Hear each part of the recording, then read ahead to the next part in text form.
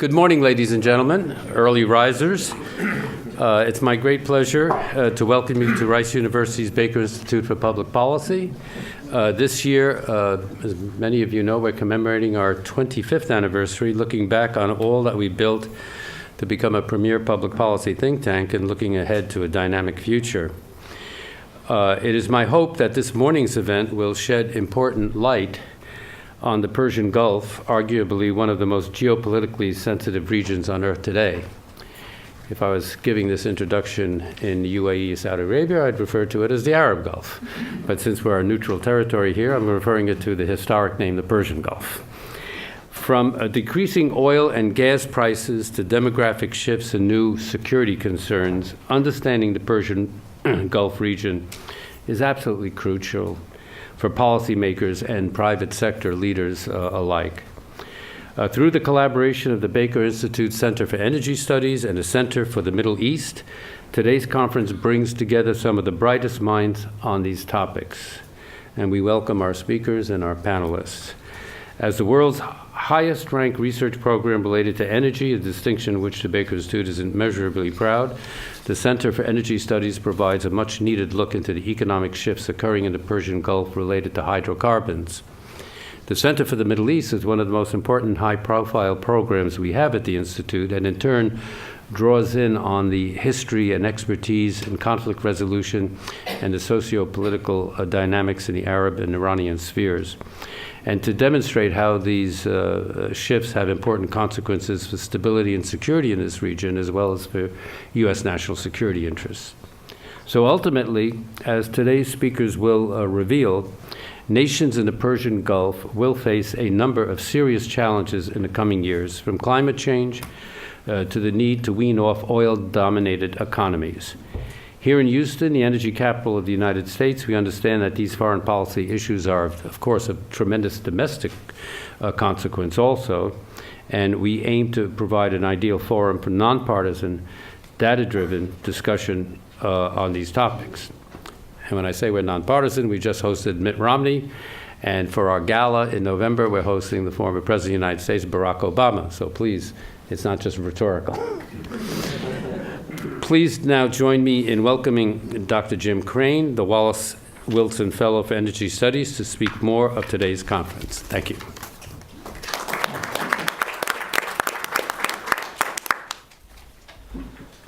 All right, well, thanks, Ambassador. Good morning, everybody. It's great to have you all here. All right. So lots to talk about today, and a fantastic lineup of speakers here, so I don't want to drone on unnecessarily here.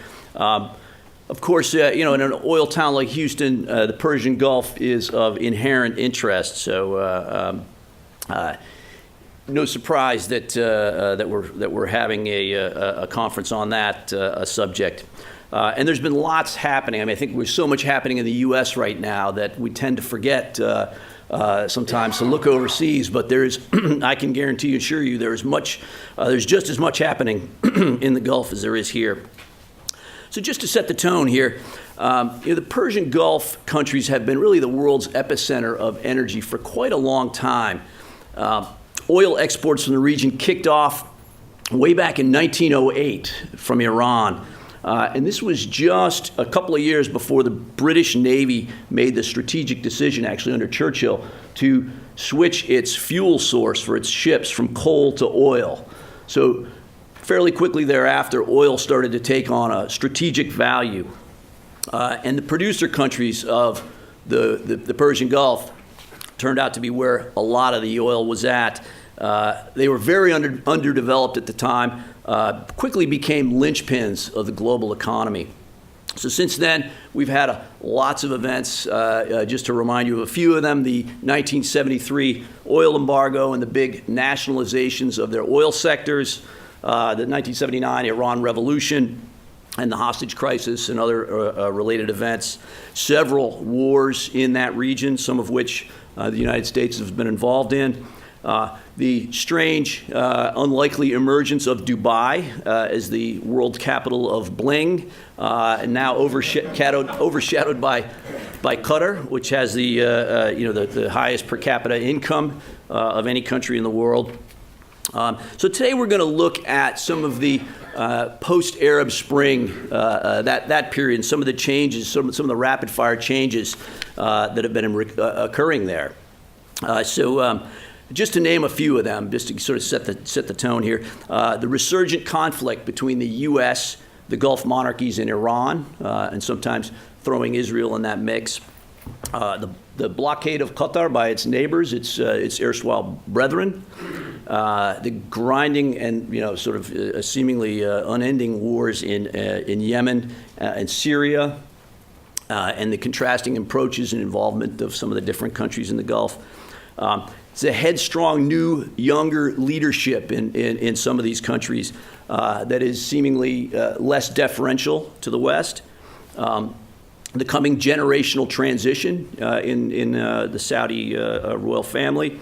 The rise in social freedoms on the one hand, and the decline in political freedoms on the other hand in some of these countries.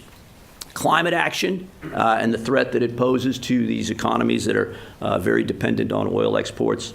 And then just the longevity, I guess, of the U.S. security commitments to the region. So these are just some of the issues that we'll be delving into today. We've got two panels and then a lunch keynote in the main hall. So those tables will be set up for lunch when we finish in here. And Ambassador Jerry Firestein is going to speak in the main hall once we're all sitting down and tucking into our food. So just to remind you, we are on a pretty tight schedule. Ambassador Firestein's on a tight schedule, so we want to, when the second panel finishes here, we want to move fairly quickly into the main hall and sit down, because the more time we give him, the more we benefit. So we've got the first panel now. I want to introduce our moderator, Dr. Nathan Citino. He is a Baker Institute scholar and a Rice faculty member, a historian of the United States and the world who specializes in the Middle East. His full bio is in your program. I'll say quickly, he is the author of 2 books and several journal articles on U.S. Middle Eastern histories. I can also say he's held in very high regard by undergraduate and graduate students here at Rice who love his lecturing. Nathan, the floor is yours.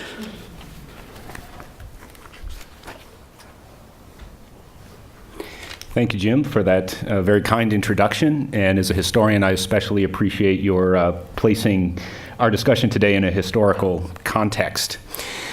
Good morning and welcome to everyone. Let me add my welcome and early good morning. Thanks for joining us so early today. And welcome to our first panel, which is titled Shifting Internal Dynamics in the Field of Oil. We have 3 panelists today, each of whom will speak for approximately 15 minutes in the order in which they're listed in the program.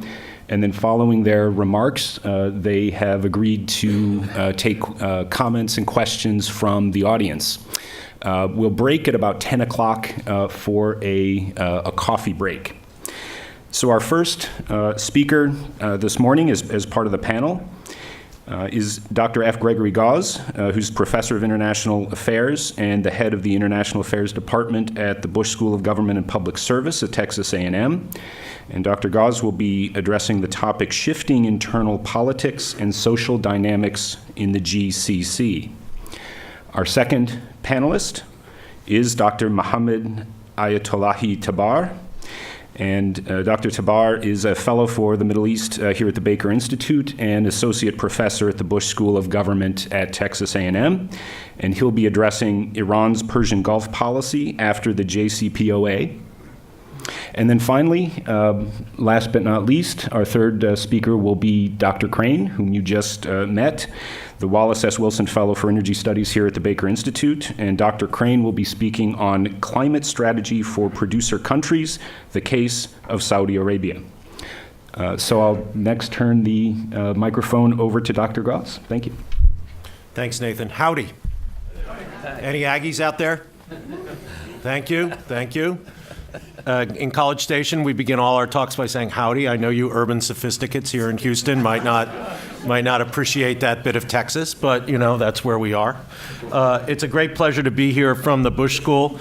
I think that being at a school like my colleague Mohammed is, that's named after President George H.W. Bush, and coming down to an institute named after James A. Baker III just sets me in mind of the last really good tandem that we had running foreign policy in the United States. What Maureen Dowd referred to in a New York Times Magazine article as the fabulous Bush and Baker boys. So I think that what we have to focus on in the post-Arab Spring politics of the Gulf monarchies is that these are extremely stable regimes. Right? That is something that most people have a hard time getting their head around. These are extremely stable regimes. The Arab Spring proved that. Right? The major Arab state that was least affected by the Arab Spring was Saudi Arabia. Right? Despite calls for public protests in Riyadh on occasion, on a couple of occasions in the early months of 2011, there was no mobilization, really, in Riyadh. There was no mobilization in Jeddah. The only substantial mobilization in Saudi Arabia was in Qatif, in the Shia area of the eastern province. And that, I would argue, was as much in reaction to events in Bahrain as it was in Saudi Arabia. Now, Saudi Arabia is not a stable state because it's a stable democracy, but it has developed a formula for maintaining social stability and social peace. I would argue that the other states of the region also survived the Arab Spring basically unscathed. The one Gulf monarchy that had a regime-shaking crisis was, of course, Bahrain. But Bahrain is small enough and has enough friends, or at least the ruling regime has enough friends, in the region that even in Bahrain, where the regime sits on a volatile social mix and political mix, the regime is relatively stable. But the Arab Spring contributed, I would argue, to a sense, even among the most stable of these rulers, of the seriousness of the threats that they face. I would say that an exaggerated sense of those threats. And what you see in reaction to the Arab Spring in the Gulf is an overreactive, at times even paranoid, sense among the rulers of these states about their own domestic stability. I think we see this most obviously in Saudi Arabia and the Emirates. I would argue that the United Arab Emirates is probably the most stable country in the world. When you have that much money and so few citizens that you might not be able to count them on the fingers of two hands, but there's not that many Emiratis. It's hard to imagine how social mobilization would occur against the regime. And yet, in the UAE, we do see the leadership being hypersensitive to the issue of Islamist political mobilization through the Muslim Brotherhood. I think we see this even more clearly in Saudi Arabia, with and much of this, of course, is tends to revolve in our perceptions around the coming to power in 2015 of King Salman and the promotion of his son Mohammed bin Salman to the position of Crown Prince. But I would argue that even before King Salman came to power, there was an appreciable closing of what had been a relatively small but noticeable and significant opening of political space in Saudi Arabia after 9/11. And the ability of Saudis in print and in social media to discuss important political and social issues.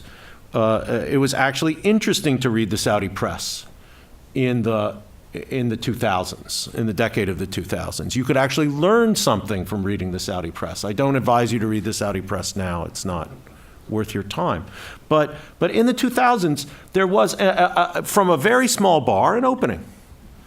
That basically closed down after the Arab Spring. It has been taken further by Mohammed bin Salman with the arrests of activists, whether it be Islamist activists, women activists, at the very same time that King Salman and his son are broadening the scope of female participation in the public sphere in Saudi Arabia. You also have the arrest of many activists who had been pushing for those very same policies. The declaration of the Muslim Brotherhood, a group that Saudi Arabia had cooperated with, and in the 1960s and 50s provided a safe haven for many members of the Brotherhood, to the Saudi Arabia following the UAE declaring the Muslim Brotherhood a terrorist organization. And of course, probably the most famous or most notorious or well publicized in the West, what I call the Ritz-Carlton Roundup of last November, the arrest of hundreds of members of the Saudi elite in both an effort to intimidate potential critics and to shake down rich people and get some of their money. This goes with the heavy security focus in Bahrain, which predates the Arab Spring and has only gotten worse since.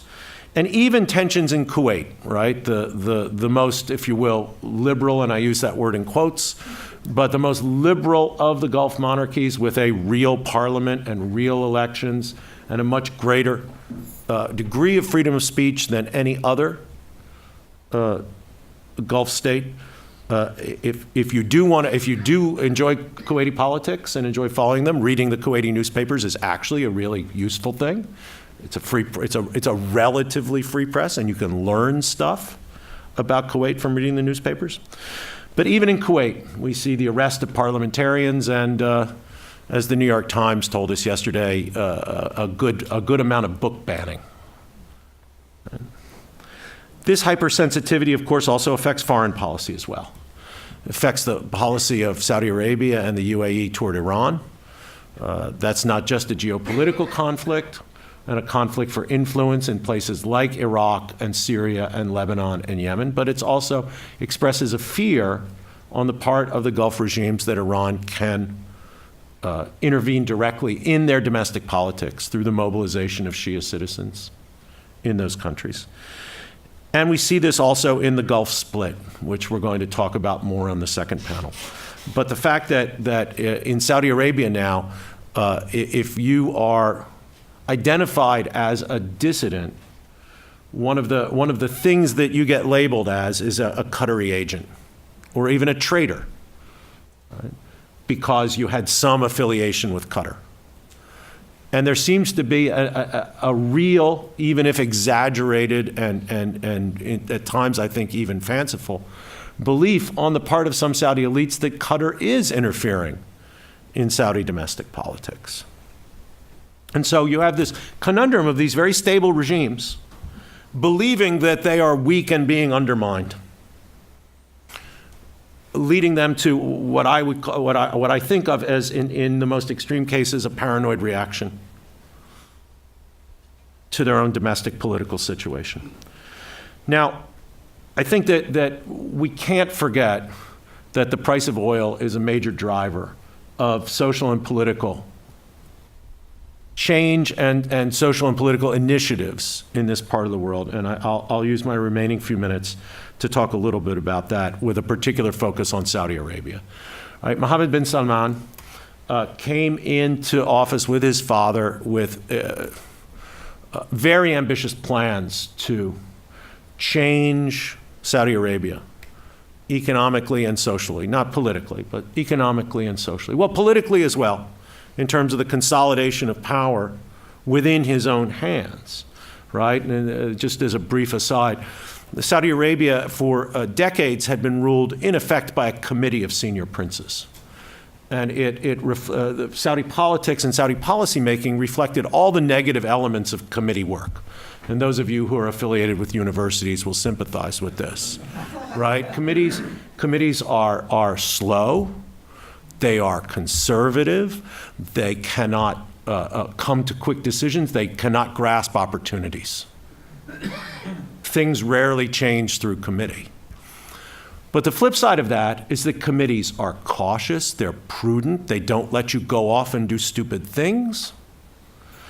Right? And I think that kind of committee governance characterized Saudi Arabia really from the mid-60s. Some kings were more powerful, but they were still first among equals. This consolidation of power within the family in the hands of the king and the crown prince it's not unprecedented, but it goes against what had been the pattern set by King Faisal when he ousted his half-brother King Saud in the early 60s as to how the regime should be governed. And that's a very important political change.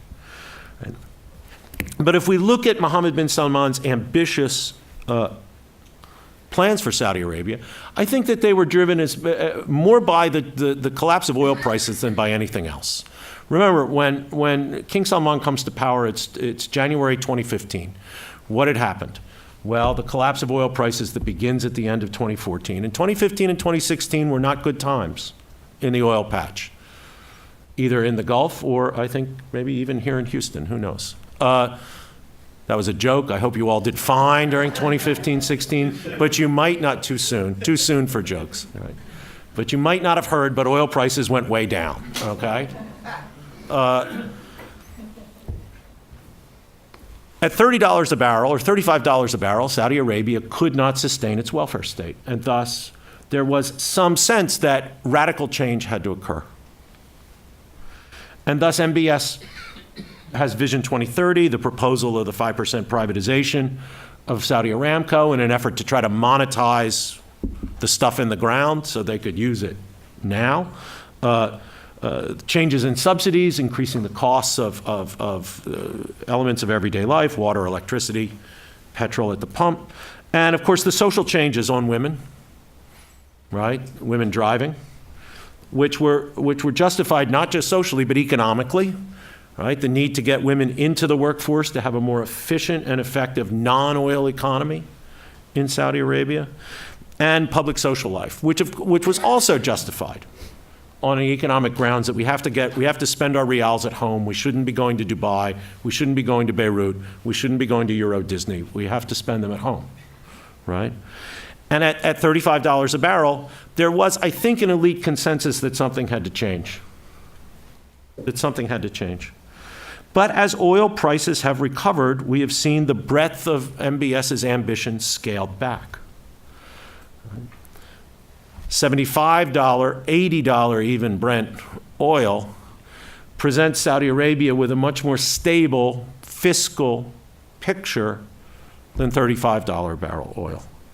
And so what have we seen? We've seen the IPO put off, maybe forever.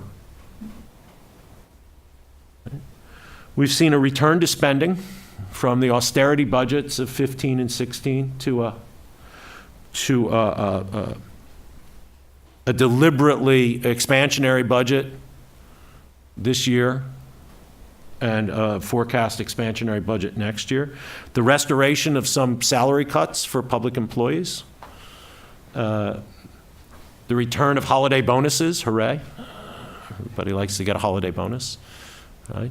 They were cut for at least 1 year, I think. Now they're back,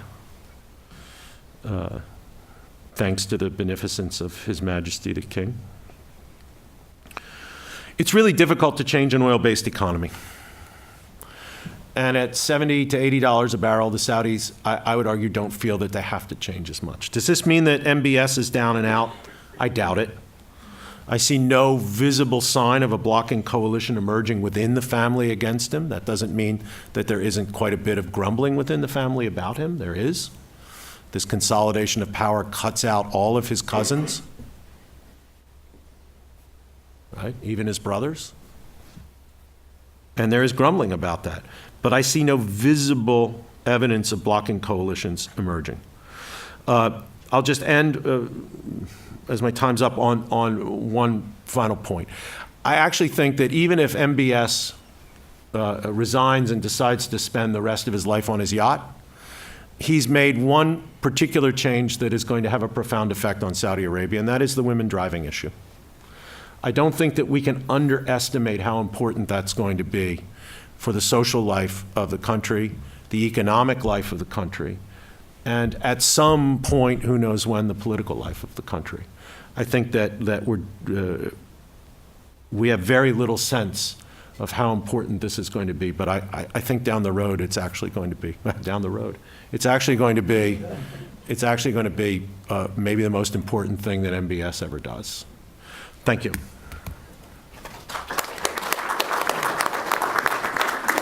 Thank you, Dr. Gauze, for those remarks, and especially for staying within time. And so our next speaker will be Dr. Tabar. Thank you, Nathan. Thank you, Greg. Thank you all for coming. I'm going to talk about Iran's Persian Gulf policy since the nuclear agreement, the JCPOA. I'm going to focus on 3 points. The first point will be that Iran's primary focus in the Persian Gulf is Iraq. The second point is that this focus on Iraq has been intensified since the nuclear agreement in 2015 and further intensified since the United States decided to withdraw from the deal last May.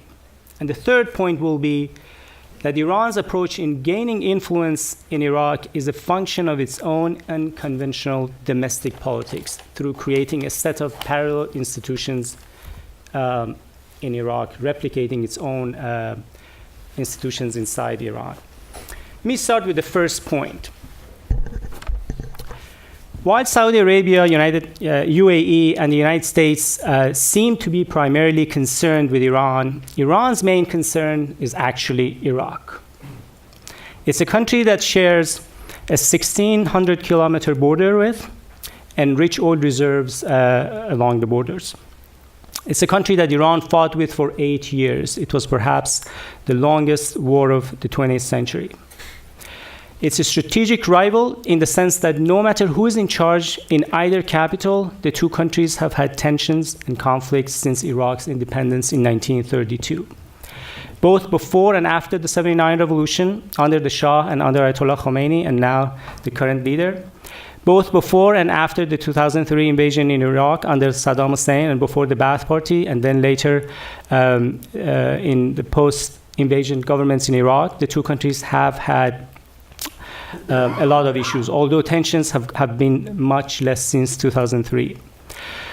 And Iraq, so although Iraq has been less of a threat to Iran since 2003, it has great potentials to become a challenging neighbor again, given its vast natural resources, relations with the United States, which could turn into a strategic partnership, its Arab majority population, its sizable Sunni and Kurdish minority populations, and its Shia clerical centers.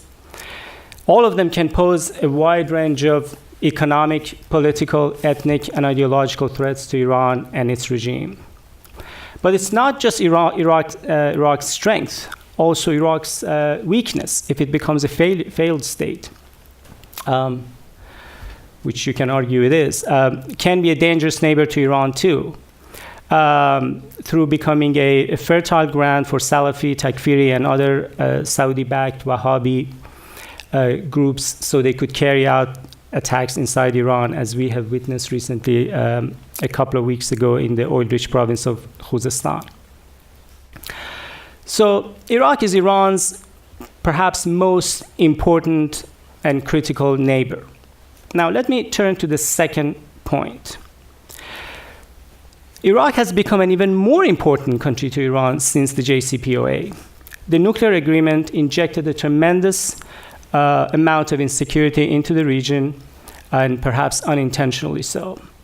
The Saudis feared that the deal would make Iran and its IRGC richer and more aggressive throughout the Middle East. Meanwhile, on the Iranian side, the Iranian conservative leadership feared that the US would take away Iran's nuclear card and then contain and confront Iran.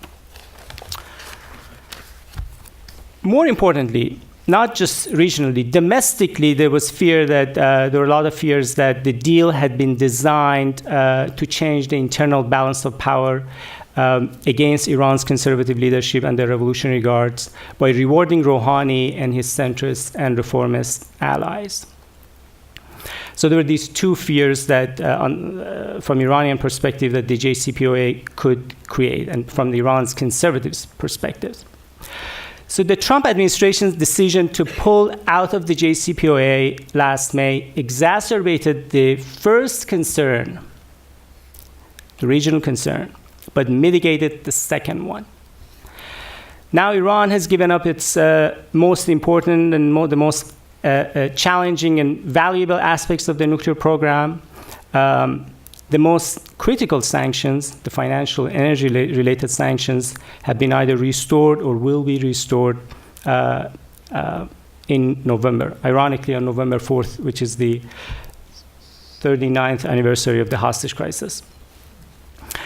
Meanwhile, the United States has given support to the Israeli and Saudis and their attacks against Iran-backed forces in Syria and Iraq. So overall, more economic and military pressures seem to be mounting against Iran. However, the U.S. withdrawal from the deal has become a boost for the IRGC, the Supreme Leader, and the rest of the conservative elites and factions in Iran. Rouhani had run on a foreign policy platform in 2013, promising to resolve the nuclear issue and bring about economic reforms. He ran again in 2017, promising to resolve other outstanding issues with the United States, and implicitly promising that relations will be restored, especially in his last debate on television. So the JCPOA had galvanized the Iranian society by creating hopes that the deal could be a stepping stone for a rapprochement with the United States. But this excitement has turned into anger, frustration, and confusion throughout the country. The IRGC is trying to exploit the situation to further undermine President Rouhani and his reformist allies.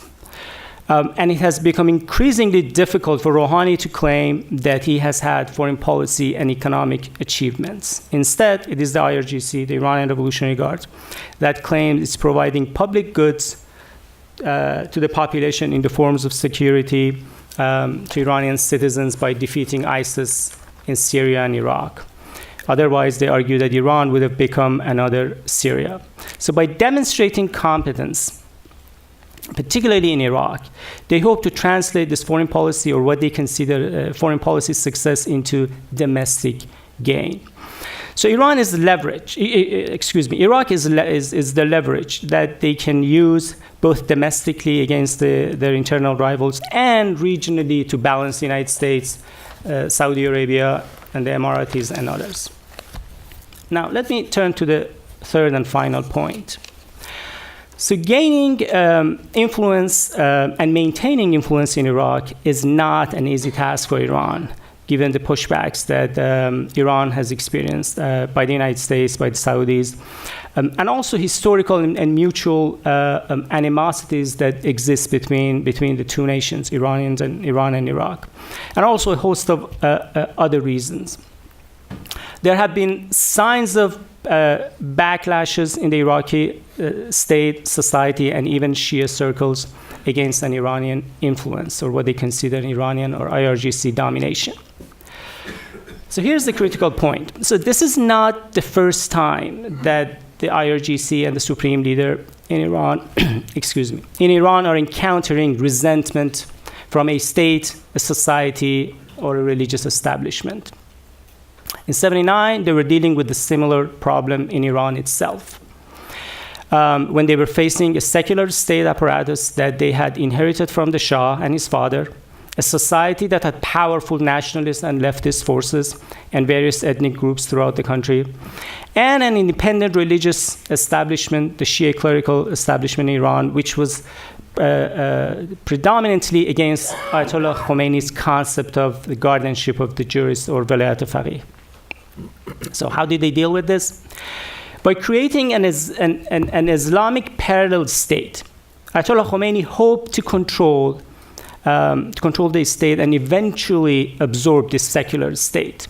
So they created the IRGC in parallel to the Iranian army, the Guardian Council to control the parliament, the Majlis, the revolutionary courts, or the Islamic revolutionary courts to control the judiciary, and a whole set of other institutions that they created in this parallel state.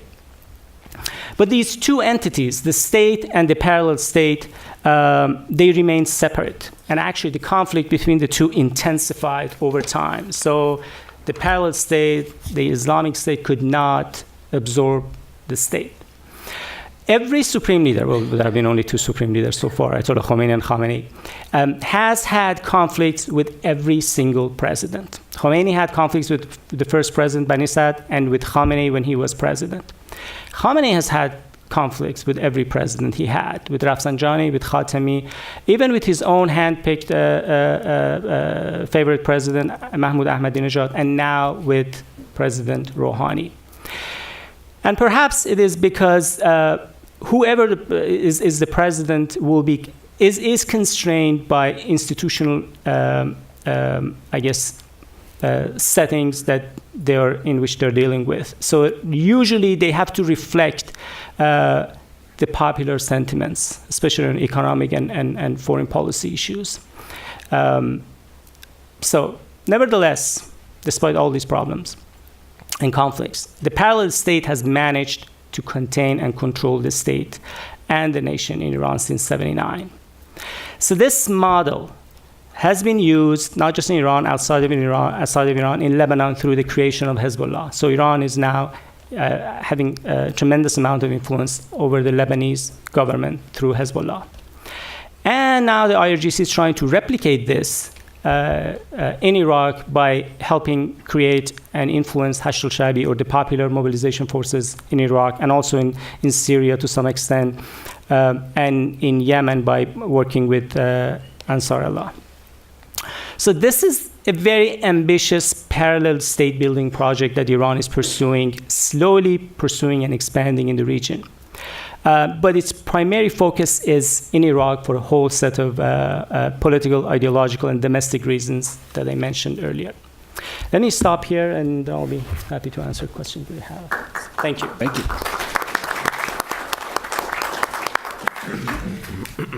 Our presenters are making my job as moderator very, very easy, staying in within time. So our final presenter for this panel will be Dr. Crane. Thanks, everyone. I'm going to come up here and use the podium. I've got some slides here. So shifting gears a little bit here to the energy realm, which is so interconnected with politics in the Gulf, of course, so not much of a gear shift. This presentation is based on a talk I gave at the IEA in Paris this spring during a workshop they held on producer countries and the energy transition. And it's for the forthcoming World Energy Outlook. There's going to be a special section in there on this topic. So there was a bunch of us weighing in on that. And this one is my take on it. Let's see here. There we go. So from a Saudi perspective, and that's the where I want to focus today, climate action is seen as an encroaching threat to its main export business and the rents that its political system needs to survive, those oil rents. So what can they do about it? Well, the first thing they can do is try and mitigate the risk through economic diversification, right? So climate change is sort of finally provides a real impetus for these oil-dependent states to get serious about diversification and get beyond the oil business. That's not my topic here. I think that's been fairly well covered by others. Secondly, producer countries are positioning their oil sectors themselves to survive this transition period, or at least during this transition period, which promises to unfold over multiple decades. And this is what I want to talk about here. So I've developed sort of three distinct strategies. I've sort of made three categories and tried to categorize some of the Saudi actions in three ways. I've called them dig in, join in, and throw in. So dig in, kind of, keep oil alive and keep your oil exports alive. Join in, launch your own credible domestic decarbonization policy, and throw in, concede that, sort of like throw in the towel, you concede that some climate damage is acceptable. Okay, so before I go into those three a little more deeply, I want to take just a quick look at Saudi Arabia's climate footprint. So on the left, this chart on the left, you can see Saudi Arabia's actually got a pretty big legacy of greenhouse gas emissions that came during the sort of the earlier days of oil production, and that's that red area there. That's largely from methane, natural gas being vented in the upstream sector. Ironically, that was during the U.S. When Aramco was still Aramco, owned by 4 U.S. oil companies. So the upstream was the main source of emissions in those days. The right chart, since then, Saudi Arabia has become a major consumer of its own oil. Now, amazingly, the world number 5 consumer. In fact, the only 2 countries that are really significantly large and consume significantly more oil than Saudi Arabia are the U.S. and China. Thank you. That was the wrong button. So now it's domestic consumption that is the source of the most Saudi emissions. Okay. So, of course, most of the carbon that's unearthed in the kingdom is not tallied on the Saudi account. It's exported elsewhere and emitted and tallied elsewhere. If you tallied up that carbon and attributed it to Saudi Aramco, the company would become the world's number 1 source of current emissions and the number 2 source of historical accumulation. So about 4.3% of current emissions, recently, and about 3.2% of historic accumulations. And just interestingly, if you look down the slide, Chevron down there, 3.5% of sort of largest amount of historic emissions. That also may have a Saudi footprint. As many of you may know, Chevron, the former Standard Oil of California, was actually the original concession holder in Saudi Arabia way back in 1938. So some of that could be from that as well. Excuse me, may I interrupt? I don't see Iran in both charts. Is there any reason you eliminated it? There are on there. They're the number 3. The National Iranian Oil Company is the third one down, NIOC. So Iran, NIOC and Gazprom, also very big. Is that 1854 or 1954? That's 1854. That's the Industrial Revolution. I should probably pump up the text size. Okay. So let's look at those 3 strategies I outlined in the beginning, okay? So starting with this dig in strategy. So digging in for Saudi Arabia used to take the form of some pretty blatant obstructionism in climate talks. The Saudi team would seek to delay or weaken or thwart climate agreements. That's no longer the case. Saudi Arabia has a much more sophisticated approach now that really accepts many of the premises of climate change and climate action. The first, probably the most important one of those, is Saudi Aramco's large and dramatic, fast investments into non-combustion uses for oil and gas. And the biggest of those is, of course, petrochemicals. This is probably Saudi Aramco's most promising climate hedge. Carbon is, of course, locked inside the resins and the polymers that form those end products. If they're couch cushions or paint or, hair brushes or, auto parts, et cetera. And petrochemical demand, plastics demand, is actually growing faster than oil demand in the developing economies of Asia around Saudi Arabia. So it makes sense in lots of ways. And finally, also, if you're manufacturing petrochemicals, you can also build a manufacturing sector and use it to diversify your economy. So it's actually a diversification strategy as well as a strategy to protect crude oil. So that ticks a lot of boxes for Saudi Arabia. The second of these dig-in strategies is the carbon intensity angle. Publicizing carbon intensity of Saudi crude oil turns out to be give Saudi Arabia a strong potential competitive advantage against competing producers. Okay, so if we saw countries launching carbon taxes in the future that were designed in a way that they could differentiate among grades of crude, the Saudis could gain a pretty strong competitive advantage. And I'll show you a couple of slides in a second that illustrate that, because Saudi crudes are produced with a minimum of upstream emissions from flaring or from energy-intensive enhanced oil recovery processes, et cetera. And then the third one of these is what I call kind of lock-in of market share. So they're looking for ways to assure that oil remains viable, remains dominant in the transportation sector, and that the kingdom retains a share of that market. So they're doing that in two ways. One, by investing in or buying up refining capacity outside the kingdom in countries they see as key growth markets in the future, most of those in South Asia and East Asia. So then they can configure those refineries around Saudi crude grades.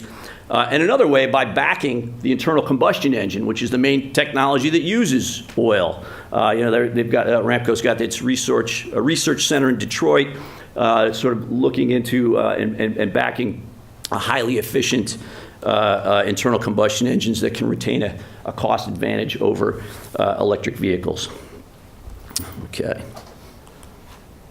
Okay, so before I move on to the second strategy, just want to show you a couple of quick slides about the upstream carbon advantage. I don't want to attempt to use the pointer again, but you can see down here, can everybody see that this is the upstream carbon intensity of Saudi crudes on average against the other, thank you. Perfect, there we go. Against some of the other, these are the other producers that export their crudes into China. So it includes transport. You can see, Venezuela, very heavy crudes that take a lot of energy to get out of the ground at the top of that scale. But countries that do a lot of flaring, like Iran and Iraq, with upstream emissions there as well. Oman uses, energy-intensive EOR. They're burning natural gas to get the oil out of the ground, et cetera. If Canada were on that list, it would be right up there with Venezuela as well. So I mentioned about the, what a carbon tax, what sort of an advantage it might give. If with a $50 carbon tax, we might see Saudi crude being almost $9 cheaper at a $70 crude price across the board. Than a Venezuelan barrel, okay? Because of the upstream carbon intensity is so much less from Saudi crude. So if Aramco somehow could weigh in on design of carbon taxation, we might see this type of advantage come to fruition. Okay, so the second of those, that sort of taxonomy I introduced at the beginning, the second of those iterations is the join in. So joining in climate action. And just like all of us, producer countries are vulnerable to climate change, and their governments are also sensitive to global public opinion. Therefore, all of them have actually joined in at least some symbolic climate action. And Saudi Arabia is no different. Its ongoing subsidy reforms that Greg Gause mentioned are being put forward as their contribution to the Paris Agreement. They're reforming, raising energy prices, and we're seeing demand for fossil fuels in Saudi Arabia start to taper off and plateau a bit. Actually, the Saudis will probably overshoot their pretty modest Paris goal, quicker than their date here. Now, these reforms, of course, are not being done primarily for the Paris Agreement. They are economically rational reforms that reduce opportunity costs of consuming oil at home rather than exporting it, and the cost of spending on subsidies. But they serve double duty as climate action.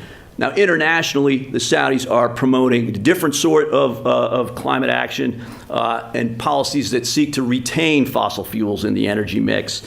Those include carbon capture and storage, flaring reductions, so cleaning up the upstream as the kingdom has done itself, and focusing on alternate greenhouse gases like nitrous oxides and, of course, methane. So if you bundled all these efforts together on this join-in efforts, you sort of, the story kind of emerges that, Saudi Aramco could start to highlight its environmental record, its low carbon intensity, its lack of flaring and fugitive emissions, to claim that it's an environmentally responsible producer of fossil fuels, and that the transportation sector should, use preferentially, right? So if you think about transportation services, oil is basically, another way of thinking about it is oil is transportation service. It's unlikely to be fully decarbonized for decades, especially the aviation sector. If you think about aviation, we're probably not going to see electric planes coming along anytime soon. So, I think attention is inevitably going to shift to the greenhouse gas footprints of the various producers. And here, the Saudis will come out looking pretty strong, I think. Suppliers that minimize their emissions should gain competitive advantage and allow consumers to differentiate between cleaner fuels and dirtier ones. Okay. Okay. So my last of these three categories here of strategies, this throw-in strategy, which means sort of around like throw in the towel, concede, around which producer country governments and others, think tanks, some academics, some lobbying groups, are sort of lobbying for the relaxation of the 2-degree warming limits, getting behind a strategy or developing a strategy that they're describing as more kind of pragmatic.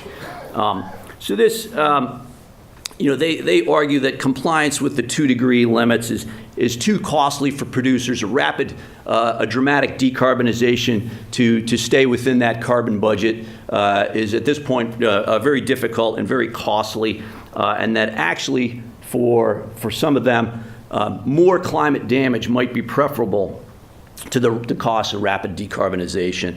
And actually an optimum path for them might be bring warming closer to 3 degrees. That would involve some damage, but they argue that, at least by their assessment, that reductions in mitigation spending would offset those damages. So you can see that here in this sort of stacked bar chart. This is they would put this forward as representing the 2-degree scenario. So there's a little bit of damage, but lots of spending on mitigation. This would be overall spending. And they would prefer the second path where there's a bit more damage, but less, mitigation is less onerous. These stacked bars, these findings are based on modeling carbon taxes that would be required to bring about that sort of reduction in demand. So my reading of this, it's possible that the damage cost estimates here have been underrepresented. I mean, just thinking about last year here in the U.S., with Harvey here in Houston, lots of wildfires, et cetera, we had in 2017 about $306 billion in climate and weather-related disasters, $300 billion of damage. Now, if you just arbitrarily attributed 20% of that to human influence, okay, I have no idea if that's a reasonable estimate or not, but it fits neatly with Saudi Aramco's entire 2017 earnings. Okay, so the point is that climate damage is not necessarily a small matter.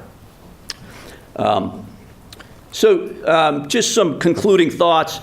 Climate action and competition from non-fossil technologies is going to cause producer countries and firms to start to compete in new and more intense ways.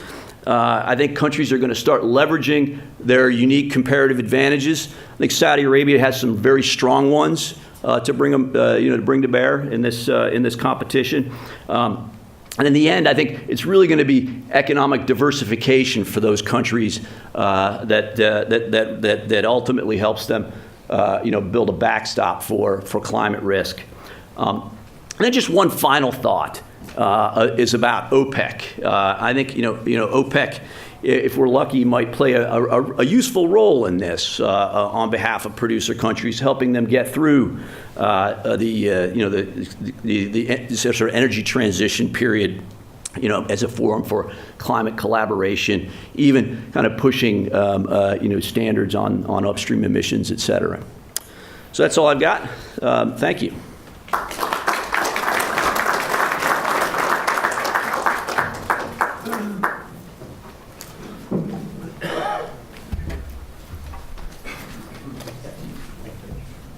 Thank you, Dr. Crane. And as our panelists take their seats, we would be happy to answer questions from the audience at this point. We have until about 10 o'clock. In formulating your questions, if you could please keep your questions brief and indicate which panelist or panelists you're addressing. So please, yes, sir. Yes, thank you. I appreciate the talks today. They were quite good. Because of stronger U.S. sanctions against Iran, there's talk of Europe developing an alternative to the SWIFT financial system. Do you think that effort will succeed, and how might it affect both the U.S. and the other Gulf countries as they think about moving money around the world? And who would you like to field that one? Open, maybe you can take a swing in. So I'm way outside of my competency to talk about international financial transfers, but SWIFT is, it just seems to me that this is one of the ways that America loses its dominant position in the world economy. If SWIFT, of course, is not, SWIFT is based in Belgium, from what I understand, right? It's not an American system, but it was basically constructed around an American-led international financial system.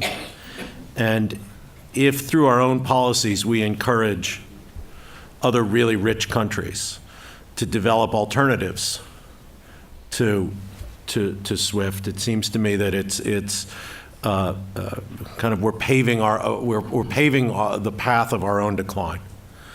Now, can it be done? That depends. It seems to me on how hardball the Trump administration wants to play.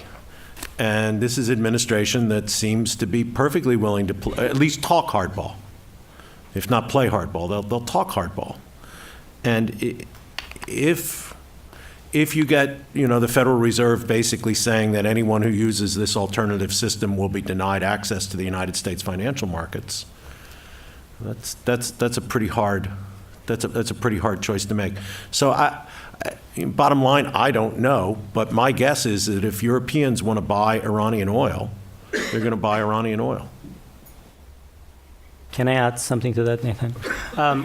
So initially, there was not a lot of hope that this European initiative could work, precisely for all the reasons that Greg mentioned.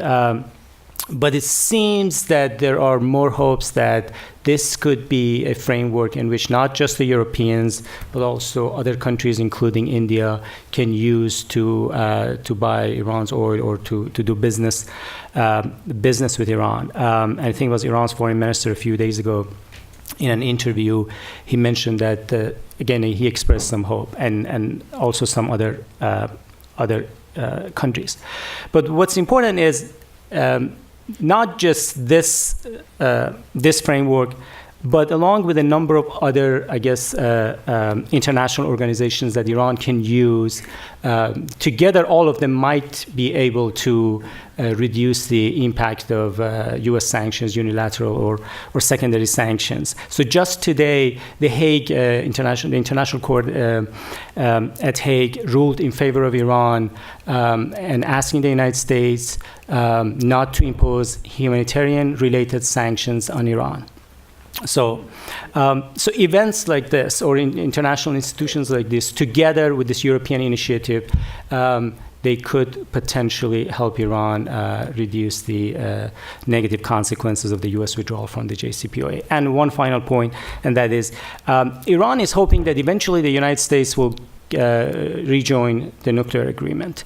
Either Donald Trump will lose the next elections, or somehow internal politics in the U.S. will force the president to join. So. Yes, sir. Yes. First, Dr. Crane, in your CO2 or your greenhouse gas slide early on, did that count the CO2 vented from the lower quality gases that have been more recently produced the last 3 decades. And for Dr. Tabar, the interference, suspension, whatever, the JCPOA certainly slowed down an already slow opening process of the petroleum availability to outside interests, and consequently the economic benefits from that for the population. How is the population viewing the economic outfall that they might have expected from that? Thank you. My answer is real short. I think it does, but I'm not positive about that, Jim. I could check it out and get back to you. What lower quality gases are you referring to? CO2? Is it, What local, I'm sorry. what types of gases are you talking about, Jim? CO2 mainly, right? Some of the lower quality gases do have a lot of CO2. I think it does, but I'll check it out. Thank you. Let me just quickly answer the second question, how the population is reacting to these negative consequences of the economic issues. So last December, there were some demonstrations in Iran engulfing the country. I think they emerged in 80 cities or something all of a sudden. And the Trump administration actually saw this as an opportunity to meddle more into Iran's internal politics. So they thought maybe Iran was on the verge of another revolution or something.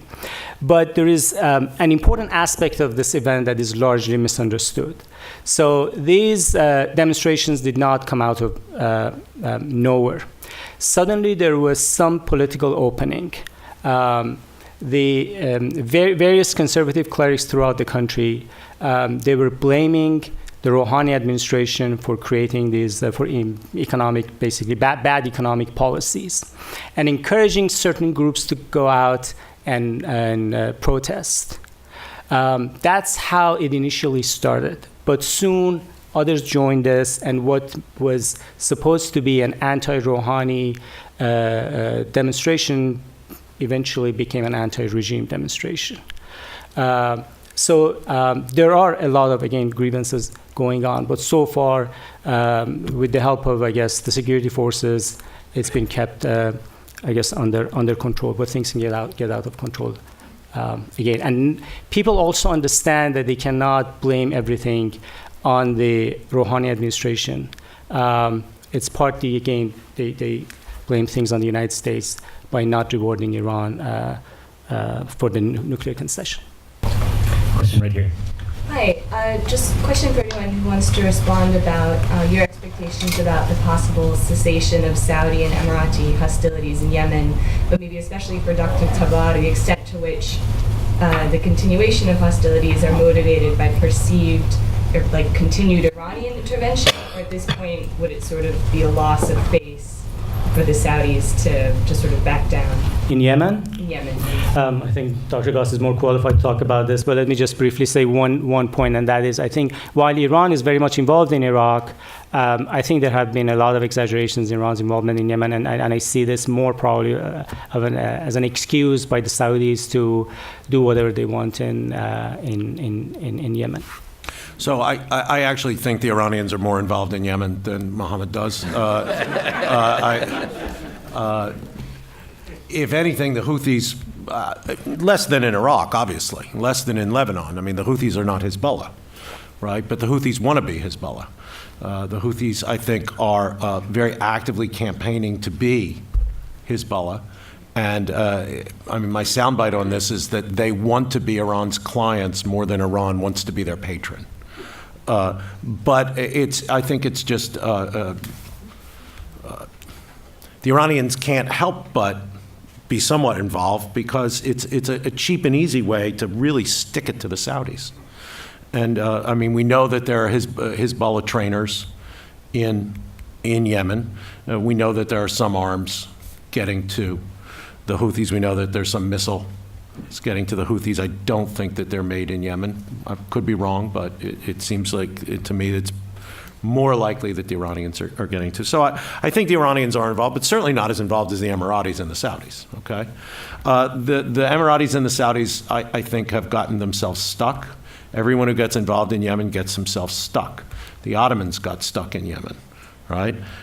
Gamal Abdel Nasser got stuck in Yemen. Nasser actually said that his involvement in Yemen, where he sent up to, at the high point, 60,000 Egyptian troops were in Yemen in the 1960s, fighting the civil war. Nasser told an American interviewer that Yemen is my Vietnam.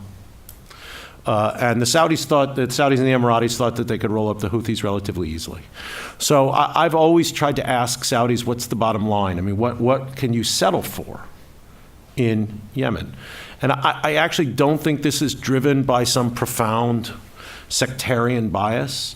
The Saudis were the patrons of the grandfathers of the Houthis when the grandfathers of the Houthis fought Nasser in the civil war, right?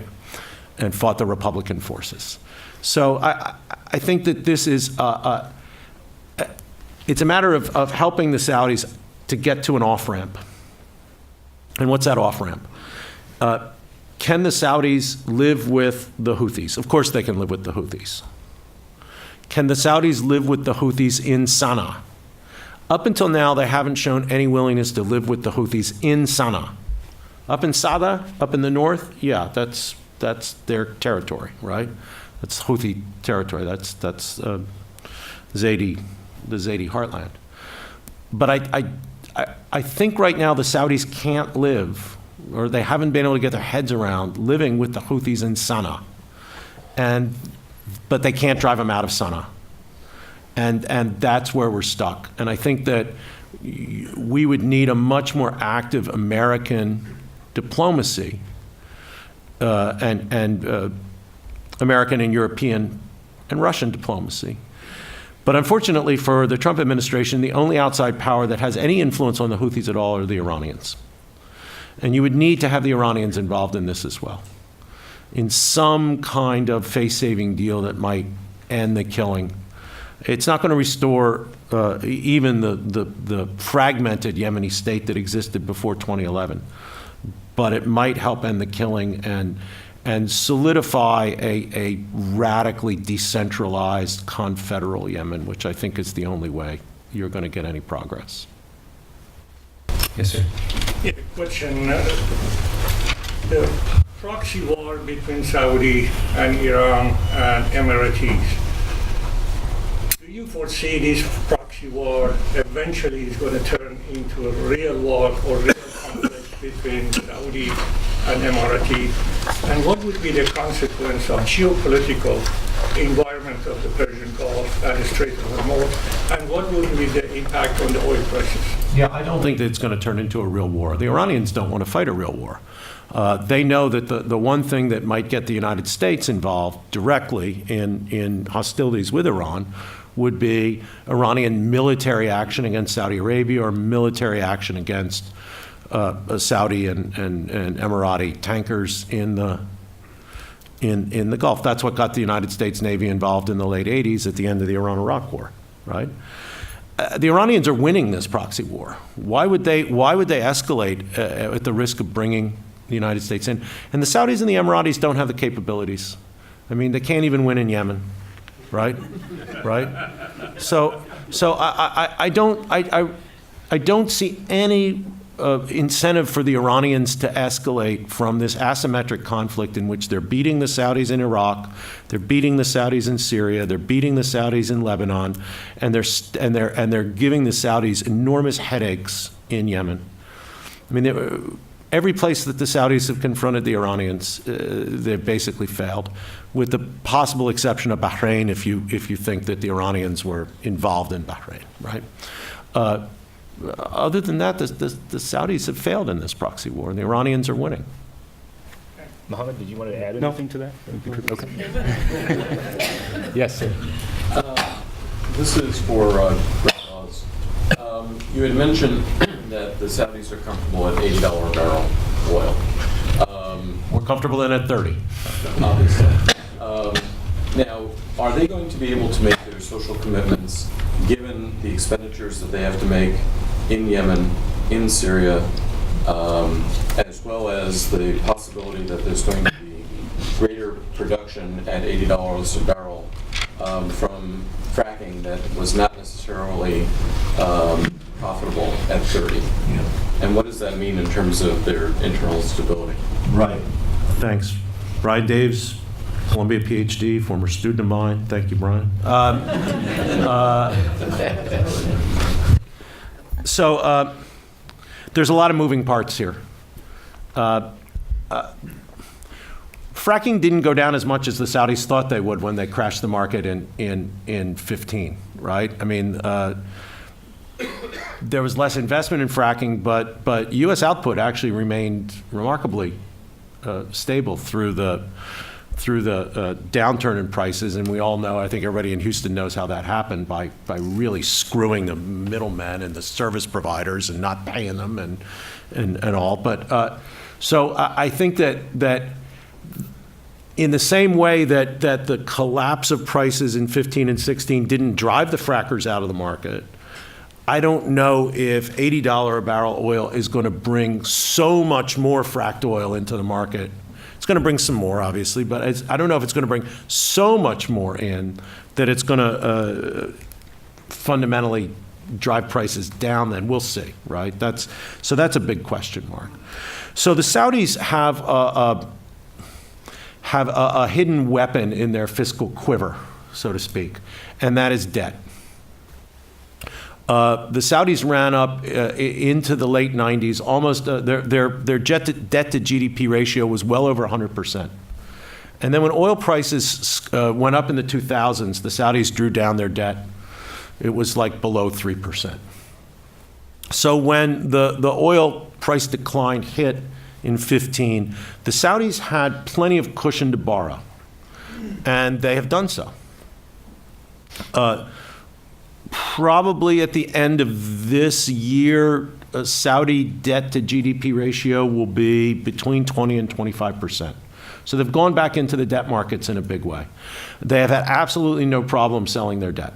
Every one of their debt offerings has been oversubscribed. So in the short term, they don't really face any fiscal pressures. There have been these small but significant reductions in outlays through subsidies and things like that.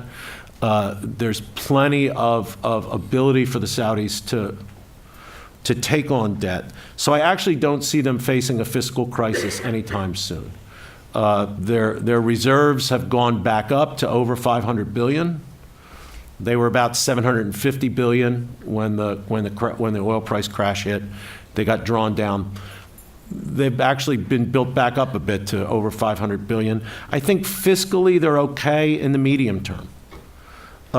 You're absolutely right that the war in Yemen is expensive. You know, how expensive, you hear all sorts of, how many billion a month. I've heard various figures there. But it's all wasted money. You're absolutely right. And I think that as much as anything else, would be a lever to help get the Saudis to a position where they can define exactly what an acceptable solution to them in Yemen would look like. I might weigh in on this one briefly as well. So we did see some clawing back of welfare benefits actually after 2014 in Saudi Arabia, and actually in a bunch of those Persian Gulf states that are under the same situation. Pretty interestingly, they all had these subsidy reform plans basically ready to go under the table. They'd been delayed by the Arab Spring. They'd all wanted to reform energy subsidies that was leading to this skyrocketing demand for energy for their main export commodities in their country.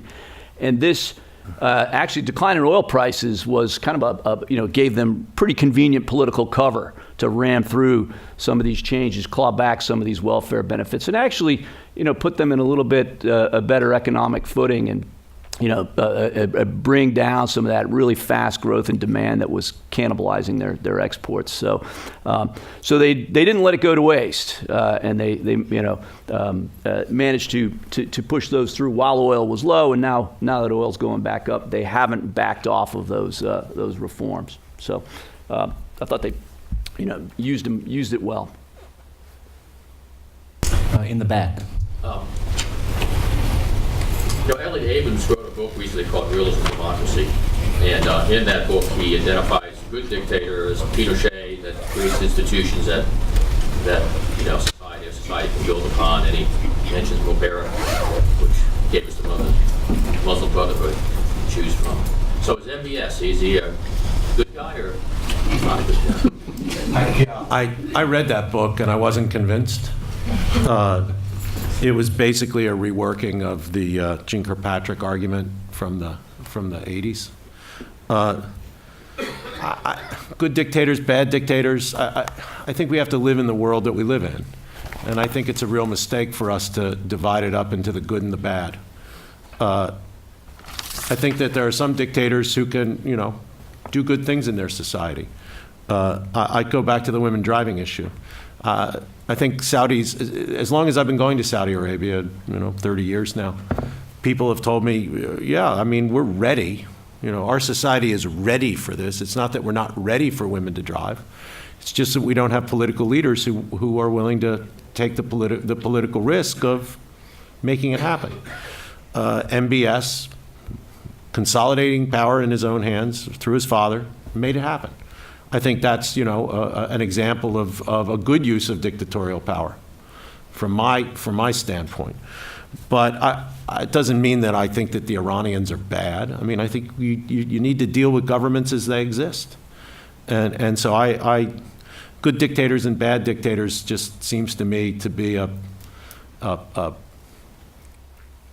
quote-unquote objective way of saying whether those dictators are pro-American or anti-American, or willing to work with us, not willing to work with us, willing to work with our friends in Israel, not willing to work with our friends in Israel. And I just don't find it a useful way of, Putin, bad man, or just defending Russian geopolitical interests. Take your pick, but we still have to deal with them. Alan, in the back.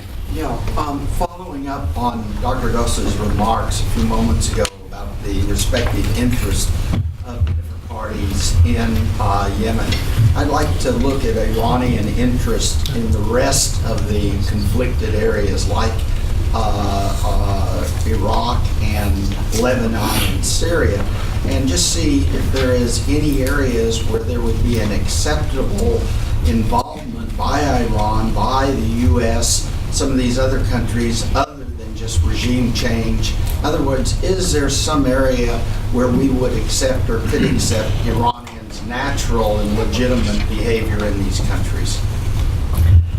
First of all, we have a wonderful set of panelists in a few minutes. I think they will be more qualified to talk about this, but let me just say this. Iran actually wanted to include regional issues in the JCPOA. It was the Americans and the Saudis and the Israelis and others who were not interested in this, because they thought it would give Iran an upper hand in the negotiations. So they wanted to talk only about one thing, and that was the nuclear thing. And in a way, that's why I was saying earlier that it actually created more insecurity in the region. Perhaps unintentionally so, because they did not resolve other regional issues. Because both the Iranian side and the other side, they believed that after the nuclear deal, there would be more tension, more confrontation. Each side thought the other side would be more emboldened. So that's why I'm saying that from Iran's perspective, that no, the U.S. is not willing, especially under the Trump administration, they're not willing to recognize their legitimate interests, whatever that is. And these interests some of them can be geopolitical interests, but some of them can be driven from Iran's domestic politics, as I said, because one set of actors want to have an upper hand domestically. So it's difficult to make a distinction among these things. And then it's also difficult to bring them into a negotiation table for a whole set of conflicts that exist. Either the Americans are not interested, or it's U.S. domestic politics, U.S. allies. So for now, no, I don't see there is any way to address those issues. I think we have time for just a couple more questions if we keep them brief. Yes, regarding Saudi Arabia and the oil prices, we all know that Saudi Aramco is planning to float some of its shares and offer it to the foreign oil companies, to invest. Maybe not. Maybe not. But let's say if that's going to happen, do you think the fluctuation in oil prices, recent oil prices fluctuation, that has to do something with the aspiration of Saudi Arabia to hit the right price and then float a share? Do you want to go ahead, Jim? So I can weigh in a bit on the IPO. I mean, so I do think they are going to privatize something in Saudi Arabia. I don't think they're going to privatize the crown jewel, the main mothership of Saudi Aramco. They'll probably look at something that operates above ground. If they do indeed to continue this in altered form.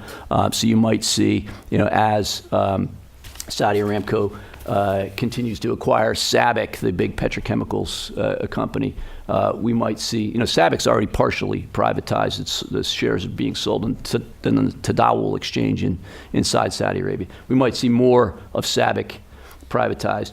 Or Motiva is the Saudi refining arm. That could also be a candidate for raising some funds. They've got lots of different ways to raise funds. So I wouldn't sell it short yet. I think this process is still unfolding. I think the Saudi government is like Greg said earlier, lots of good reasons to try and diversify and try and monetize some of that oil sector, which in the long run is at risk. I think the logic of it is still remains sound. But Jim, what do you think of this idea circulating that Saudi Aramco is going to buy the PIF's shares in SABIC, and that's going to help fund the PIF and give MBS his diversification? Yes, I mean they're already trying to raise funds for it. Right. Yeah. So the idea is that Aramco will use about $20 billion of its own cash, raise $50 billion through a bond sale, and then buy out the PIFs, give the PIF substantial cash chunks, almost as much as would have been raised through the IPO anyway had MBS's original valuation gone forward, and then they can invest in diversifying the economy, just through a different route. So they get to almost the same goal. Last question. My question will be for Dr. Tabar. It's going to be a little bit more specific about the implementation of the sanctions. Last year, Reza Zarrab got arrested in the U.S. Basically, what he was doing, making the oil and gas revenues that are sitting in the Turkish bank available through his gold and foreign exchange firms in Dubai and in Turkey. And the relationships, he did this for about 7 years, and the relationships was much better at that time. Now we have more intense relationship going on with Turkey, also with China. So what do you think about the implementation of the sanctions this time? Relationship between Iran and Turkey and Iran and China? No. U.S. Oh, U.S. Actually, yes, Iran is, despite all the tensions that Iran has with Turkey over Syria, still they're trying to work with Turkey and also with Russia. On the other hand, there was a meeting of national security advisors of China, India, Russia, and Iran in Tehran a couple of weeks ago. So Iran is working with other partners specifically precisely because of what you just said. There have been new tensions between the U.S. and China and other countries. So Iran is exploiting this. Now, does that mean Iran is going to develop long-term strategic partnerships with these countries? Not necessarily. It doesn't have to be like that. To the extent that Iran can form even tactical, transactional relationships with them, so Iran can go circumvent the sanctions, that could be good enough. So this applies to Turkey, this applies to Russia, this applies to China, and as I said, now India, also Qatar is another country. So as long as there will not be a Saudi-dominated GCC, so Iran can have some relationships with some of these countries or drive a wedge between them or exploit some of these tensions, that should be good enough. So So we're now at the end of our time. There's now a 15-minute coffee break, and at 10:15, the second panel will convene. But before we proceed to coffee, please join me in thanking our panelists. Thank you.